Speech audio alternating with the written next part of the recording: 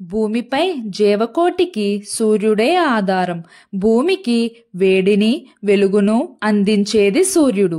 భూమి నుండి 149.8 మిలియన్ అంటే 15 కోట్ల దూరంలో ఉండే సూర్యుడి ఉపరితలం వద్ద ఉష్ణోగ్రత 6000 డిగ్రీల సెల్సియస్ ఉంటుంది.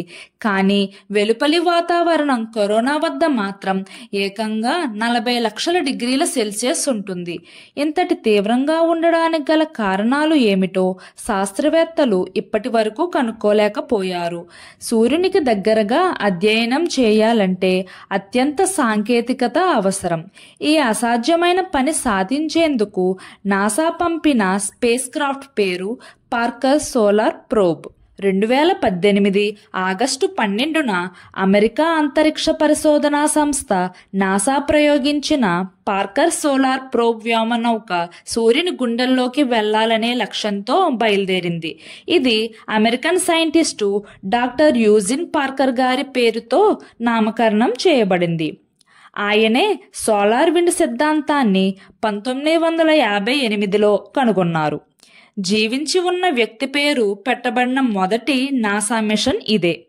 సూర్యుడు మరియు సౌరగాలిపై తన మార్గదర్శక పరిశోధనకు గౌరవ సూచకంగా ఆయన పేరు పెట్టారు.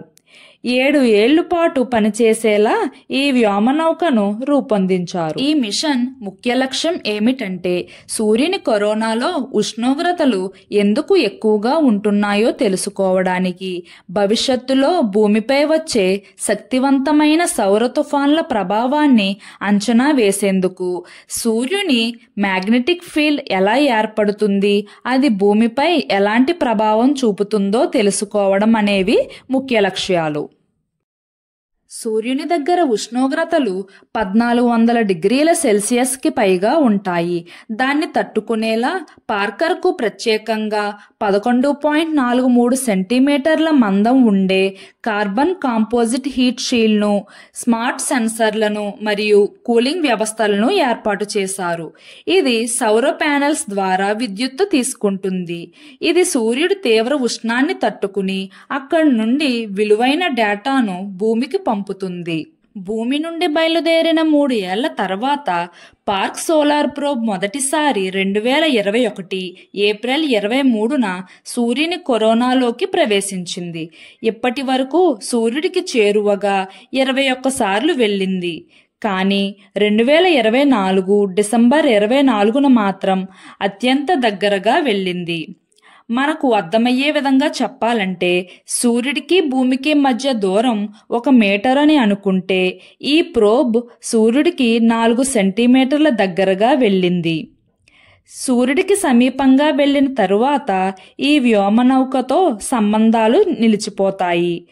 కరోనా నుంచి బయటకు వచ్చాకే మళ్ళీ కమ్యూనికేషన్ జరుగుతుంది. ఈ ప్రోబ్ గంటకు 6,92,000 కిలోమీటర్ల వేగంతో ప్రయాణిస్తుంది. ఇది మానవుడు తయారు చేసిన వేగవంతమైన వస్తువు. 2024 డిసెంబర్ 24న గరిష్టంగా సూర్యుడి ఉపరితలానికి 61 లక్షల కిలోమీటర్ల దగ్గరగా వెళ్ళిందని నాసా వెల్లడించింది. ఆ సమయంలో అది 980 డిగ్రీల సెల్సియస్ ఉష్ణోగ్రత ఎదుర్కొన్నట్లు తెలిపింది. ప్రోబ్ ముఖ్యమైన సంకేతాలను కూడా అందించింది. 2025 జనవరి 1న ప్రోబ్ నుండి భూమికి కీలకమైన డేటాను పంపించింది.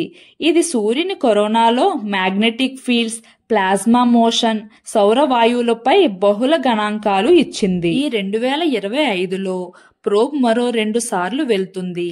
చివరికి ఇది సూర్యునికి మరింత దగ్గరగా చేరి తన మిషన్ను ముగుస్తుంది.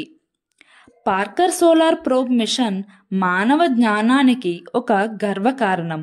అందుకే ఈ విధమైన విజ్ఞాన ప్రయాణాలను తెలుసుకోవాలి మరియు ప్రోత్సహించాలి. ఈ వీడియో మీకు నచ్చినట్లయితే లైక్ చేయండి. కామెంట్లో మీ అభిప్రాయాన్ని చెప్పండి. ఇంకా అద్భుతమైన విజ్ఞాన వీడియోల కోసం ఛానల్ను సబ్స్క్రైబ్ చేయడం మర్చిపోకండి.